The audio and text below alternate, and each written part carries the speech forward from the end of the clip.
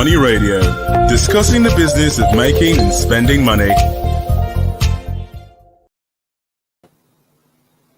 Good day, every one of you who are following us loyally, and those of you who are here with us for the first time. It is my pleasure to welcome you to another edition of Money Radio on Leadership Podcast. We're on to the agribusiness segment of the program, agriculture and agribusiness to be specific. And in the studio to discuss an important topic with me is Mr. Paul Wadima. Mr. Paul, you're welcome. Thank you for having me. And I'm your host, Case Hammond. Today we are discussing a topic that addresses the Nigerian people especially, although it's a global issue. The Nigerian people especially, it is addressing food shortage in 2022. Globally, Mr. Paul, according to the Food and Agriculture Organization of the United Nations, the price of food has actually been rising from 2020 up to now. Let's say the price of food has risen for up to, say, 30% or almost 30%. We see on average every year, in fact, food price increase is actually a global thing, and it has time series. On average, on a yearly basis, the price of food rises around 3.13% globally. But over the last 1 or 2 years, it has been especially high. We see average prices rising to between 22 and 30%. Then we see especially wheat, the price of wheat rising to almost 40%. And vegetable oil was one of those products that was seriously affected, rising by 10% globally. And of course, we are in a global community, so we can expect that the price of food rising globally will affect Nigeria. So how do we tackle that issue in Nigeria? That's what we are discussing today. And Mr. Paul Wadima is here, and he's going to do justice, or we are going to do justice to this issue. Mr. Paul. Yeah, you are right to say that food shortage is not only restricted to Nigeria, but it's a worldwide problem. It's a worldwide problem in the sense that there are even the countries in the north are feeling the impact of food shortage, but not as much as the countries of the south. Because we have to be frank about it. These food shortages they are having in the north is basically the issue of disruption in supply chain. Please, could you define the north and the south countries now? Okay. The north we are talking about is the global north. All right. When we talk about the global north, we are talking about the Western Europe, Okay. United States, Canada, and Australia. All right. So when you have disruptions in supply chain, which they had in this last month between November, December, and part of global north are still having this challenge. You see where truck drivers are on strike. You see where, as a result of scarcity of silicon, there's disruptions in technology which is affecting supply chain. So it creates scarcity of food, but it's not as a result of lack of the food being available in this geographic entity, which are the geographic zones. Are you getting it? Yeah. So you can't compare it with the global south, especially in Africa and Nigeria, where food shortages have become systemic. Yeah. The food shortages have become systemic because shortage of food has become a routine in our continent and even in our country. If you look at the shortage of food we have been having in the past 2 years or 3 years, thereabouts, it has been skyrocketing. Yeah. Are you getting it? So this one is the one that the Food and Agricultural Organization of the United Nations is raising alarm, warning us that there's danger in 2022. Already, Food and Agriculture Organization, they say in 2022, about 60.9 million Nigerians in 20 states, including the Federal Capital Territory, will face food crisis. Now, if you look at it properly, you should be worried, you should be concerned, because we are coming from 2021 that we already know how Nigerians were struggling to put food on the table because of food scarcity, which has to do with a whole lot of issues behind it. Now, that is why the successes we made in 2020, between 2020 and 2021, because why it should shock Nigerians and why they should be alarmed is because we are talking about 2022. We don't know what it's going to give us. Yeah. But we are already being projected that this is what is going to happen.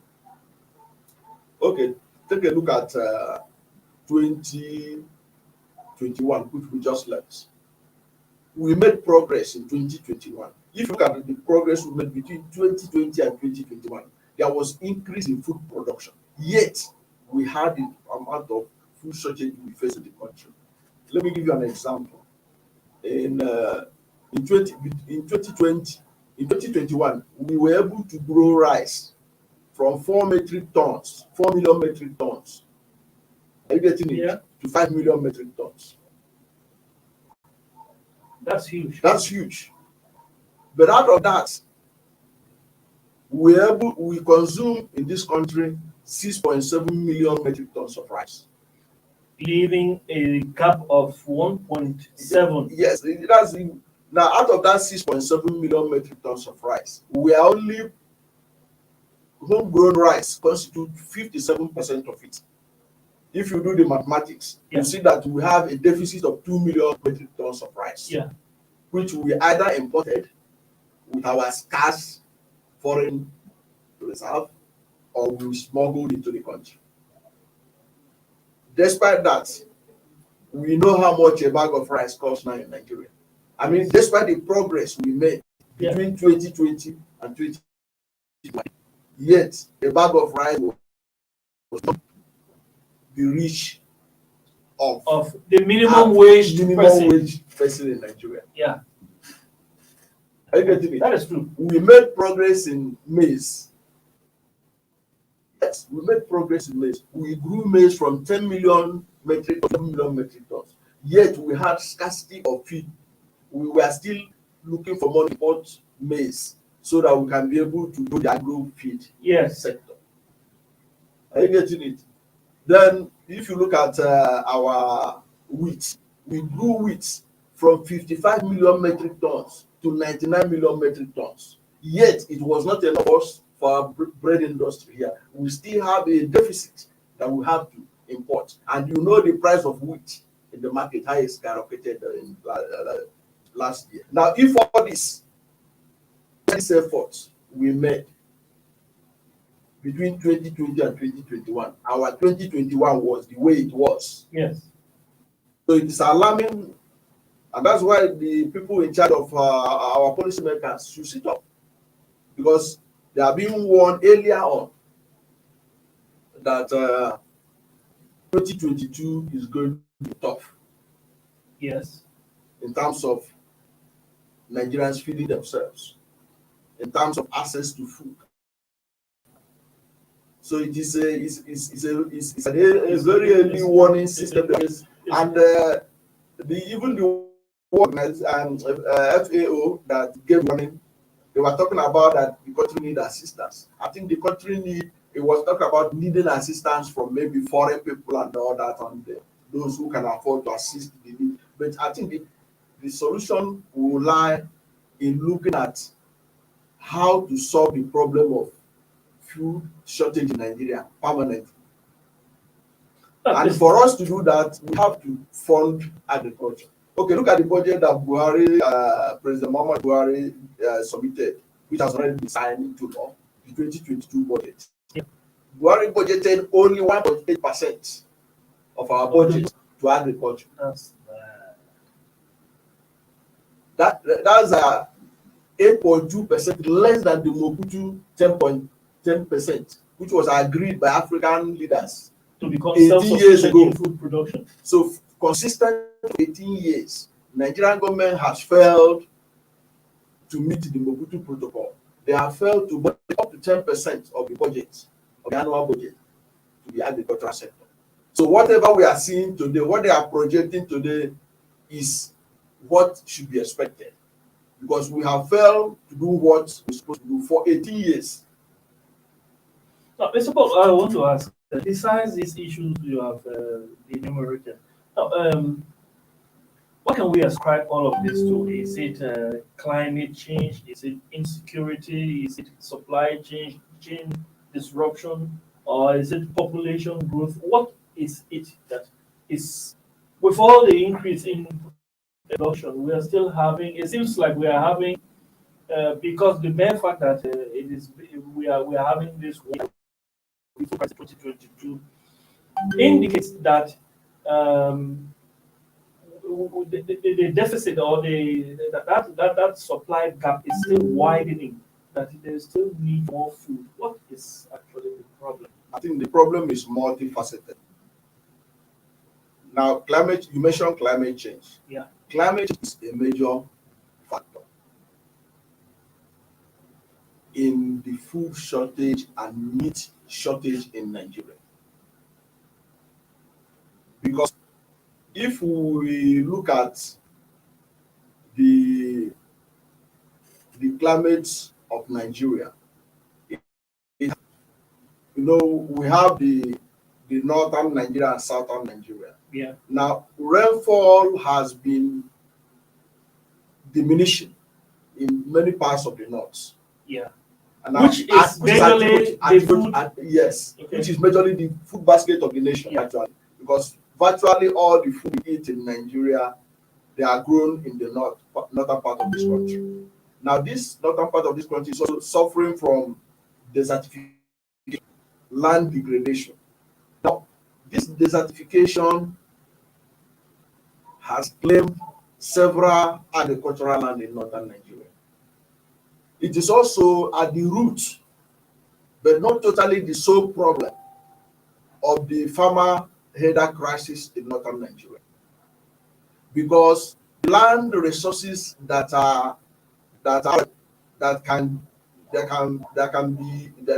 food can grow, they are diminishing. Yeah. So the competition, and the population is also growing. So the competition between the header and the farmer is becoming intense, more severe and deadly. Because of that, you see that the header who hitherto stays in the north to rear his cattle is forced to move down south, where he is also having a lot of challenges, because right there, he's also meeting climatic challenges. Because the southern part of Nigeria are not immune to climate change. They are coming in form of erosion. Only erosion are eating up land. And floods. Flood are eating up land all over those places. So land is becoming scarce. So this has diminished the number of agricultural land available for farmers to grow. So it's a major factor that need to be addressed. And you know that when you have drought situation because of climate change, the ability of you can grow begins to diminish. Yes. We know that most of the crops that are grown in the north has been those type of crops that do not require so much rainfall. Are you getting it? Yes. But when the quantity of rain is diminishing continuously, you find out that even the available seeds are no longer growing and germinating as fast as they used to do. That is why now you see government talking about hybrid rice, hybrid corn, hybrid onion. All these things are so that these crops can be drought resistant. Yes. They can be desert resistant. they can be able to grow where water is becoming scarce. So it's one of the problems that we are facing that led to this problem of food shortages in Nigeria. And then we have food security. We will get to that. Let's take a short break. By the time we come back, we'll discuss those other issues. Viewers, please stay with us. Be right back.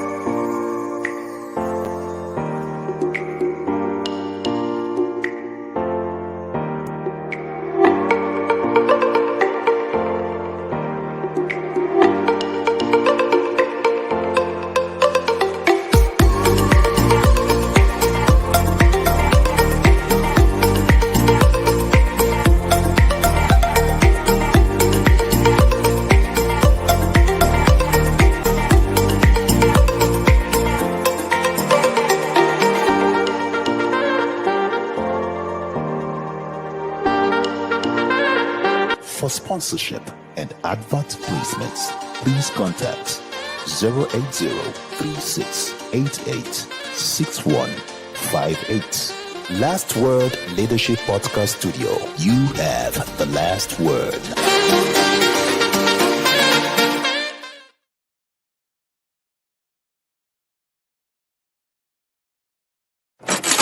Money Radio, discussing the business of making and spending money.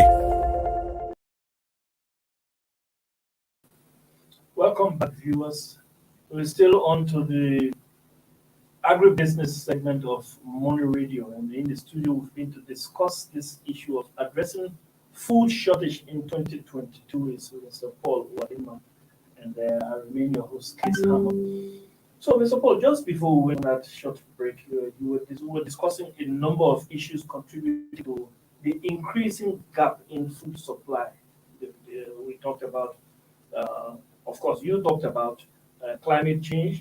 You were about to talk about insecurity, problem, population growth, and supply chain issues. So, the issue of insecurity. Yes.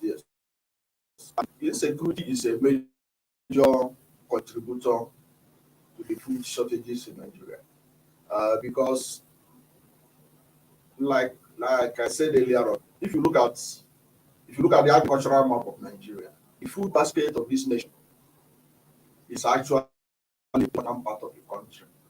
It has been blessed with arable land, is blessed with large expanse of land, and the population of this part of the country, like other parts of Nigeria, are mostly farmers. They live on land. It is the largest employer of labor in northern Nigeria and as in other parts of the country. Yes. Now, let me also add immediately that this insecurity challenge is not restricted to the north. It's all over the country. While we are mentioning, I'm using the north, what puts in this situation we are in. Because of insecurity, a large expanse of land in northern Nigeria are uncultivated. Because of insecurity. Because of insecurity. Hundreds of families have been displaced from their homeland. Some of them are living in refugee in IDP camps. When they are in IDP camps, you can be sure that they can't do any farming activity, because where they have access to land, their ancestral land, where they have inherited land, where they don't need to pay money to buy land, is in their communities. They have been displaced from those places. These are the places where they grew up. They are part of the environment there. They have been disrupted. They cannot grow crop there. They cannot be productive. They are lying waste in IDP camps. And what does it mean? It means that this mass population of Nigerians who ought to be producing food in Nigeria are somewhere hiding, saving their life from being killed. And these ones need to be fed also. They need to be fed. So that creates huge shortage of food. And we have to take this seriously, because if you look at some of the states, take Niger State. Niger State hitherto never had IDPs. Yes. And Niger State used to be, and I think it should still be, one of the largest producers of rice in this country. Yes. Because you talk about Kutigi rice, you talk about You know, Adeji rice and all that. Niger, Kebbi, So- Yobe, they are.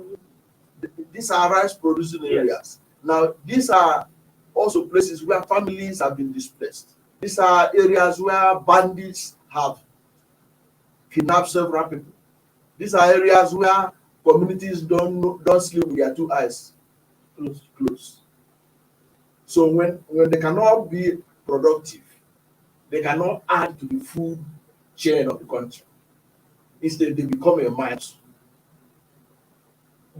So the rice that you expected to come from those areas, the yam you expected to come from those areas will not come. And it has also led to waste, because the traditional way of storage, because since we have not been able to develop our technology in such a way that we can have a modern system of storage of our food crops, they do this thing mostly in their farms. But now they cannot even go far to go and farm. And when they farm, they cannot store it there. They don't store it in the farm the way they normally do. Many of them were forced to come and store yam in the house.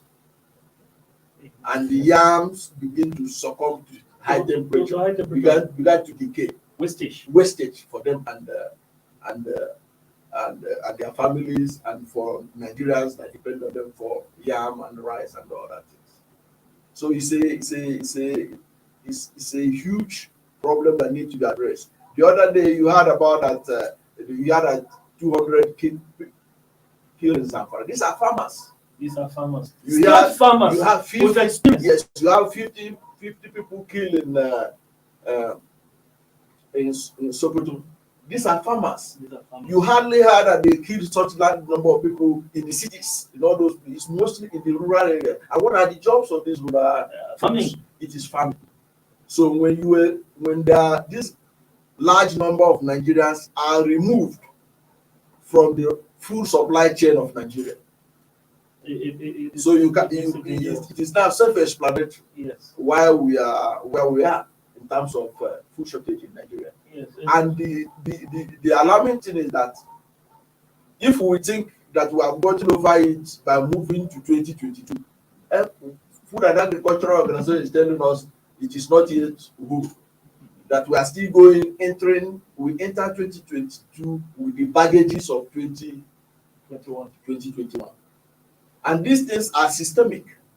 I told you, for over 18 years since they signed the Mobutu Protocol, Mobutu Declaration, Nigeria has never even made an attempt to budget 5% of its annual budget to agriculture. Funny enough, maybe if the country had invested more into And that even agricultural the Buhari government that has tried between the last 4 years has not been able to budget up to 3%. Yes. It has been fluctuating between 2 point and 1 point, 2 point and 1 point. Somehow, And maybe this year becomes 1.80. if Probably the last budget he is going to make before leaving office, the 2022 budget. Yes. Just 1.18% of the annual budget was budgeted to agriculture. And this is for somebody who has done a lot for agriculture. Yes. Because you can't take it away from President President Muhammad Buhari. Yeah. He's insistent that Nigerians must eat what they grow. Are you getting it? And from the moment he got into power, he started with this. That was the reason why we were able to grow rice from 4 million metric tons to 5 million metric tons. Yes. We were able to grow it from 55 million metric tons to 99 million metric tons. That's So he has tried. So you could imagine if the president was able to increase the funding for agriculture to about 5%, or even in, let's say, the past 8 years that he was in charge, or that he had been in charge, that we are consistently having 10% of our annual budget on the agricultural sector. you could have imagined where we would have been Country would have in been terms of fairly- food production, in terms of food exportation, in terms of food self-sufficiency. in this And country. Nigerians just need that incentive, and they will do the work. Yes. Yes. So you can see that the little he has done by insisting that they are not going to give forex to importers of rice, by insisting that you have to eat local rice, by insisting that anchor borrowers program must be supported to succeed by giving funding Yeah. to rice farmers. We It has have been yielded- able to make a lot of progress, Yes, it has yielded- but we could have done more Yeah. if we are really determined that we want to make agriculture the center of our economy. The Because mainstay, not from all oil. indication, despite all our claim to diversification, we are still fixated on oil. on oil. Yeah. Because You- if not, we would have found a way to make sure that in the past 8 years that we had a president who has shown such determination that we funded our agriculture in line with the Mobutu Declaration Yeah. of 2003. Mr. Paul, another issue, could it be, we have touched on climate change as a probable reason. We have touched It's a major on problem. insecurity. Now, what else? Could population growth be an issue? Of course, population is an issue. Population is an issue, but I'm always very concerned and also very careful in using population as an excuse for not achieving results, because I also know that population is an asset. Population, a well-trained population, a Yeah. well-skilled population, a population that has an agricultural population that is well-trained can add more value to our situation in this country. So I know that the reason why our population is a challenge is because we have not really taken full advantage of our population. We have not trained our population. We have a largely illiterate population. Yeah. If we educate our population, we will see that it's an asset. How much are we? We're estimated to be 200 million people. In China, there are 1.6 million people. 1.6 billion Yeah. people. In India, there are 1.4 billion people. Yes. In Malaysia, there are about 600 million people. In Indonesia, they're talking about 500 million people. Let me give you in a country like Indonesia, if you pay money to go to Hajj this year, you may go to Hajj in the next 3 or 4 years because of population. You can see how anybody with money in Nigeria goes to Hajj, even go to Umrah and then as he likes it. So we are not really as large as we think we are. Yeah. It's just that our population are not being educated, are not being skilled to add value. Now, first of all, So you that have is what we need to do. you We have to take advantage of our population. Our population is not a disadvantage. Yeah. Our population is an It advantage. should be Our an population advantage. is a market. Yeah. Our population is opportunity. I think all we need is to make sure that our population is productive. Now, Mr. Paul, you have touched these issues. I want to just as a last word, in 1 minute, President Buhari has done so much in the agricultural sector, but like we stated, he hasn't done as good as should be done. Yes. Now, considering that this is his penultimate year in power, next year is his last year, and it's not a full year. Considering that this is his penultimate year in power, what do you recommend that after President Buhari, the next president does to make sure that Nigeria attains food security? What do you think should be the take of the next president from President Buhari, and how should we continue? From the one, the next president must make sure that the budget that he's going to present to Nigerians in 2023 or in 2024 is about 10% of our annual budget. We must begin to meet up the Mobutu Declaration. We must begin to show that we are really serious about diversifying our economy away from oil. And we can do it. We have seen the result that President Muhammadu Buhari achieved with mere 2%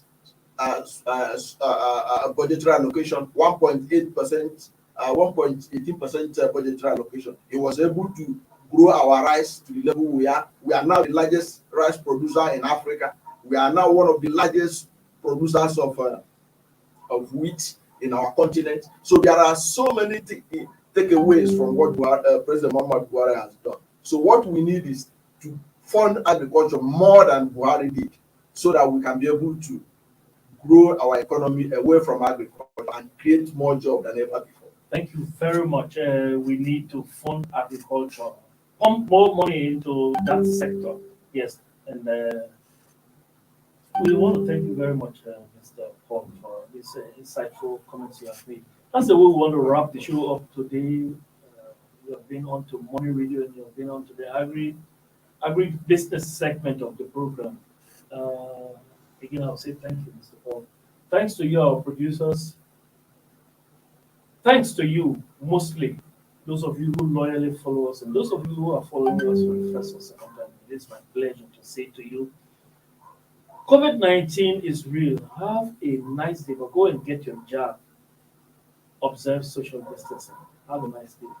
Thank you for watching. For sponsorship and advert placements, please contact 080-3688-6158.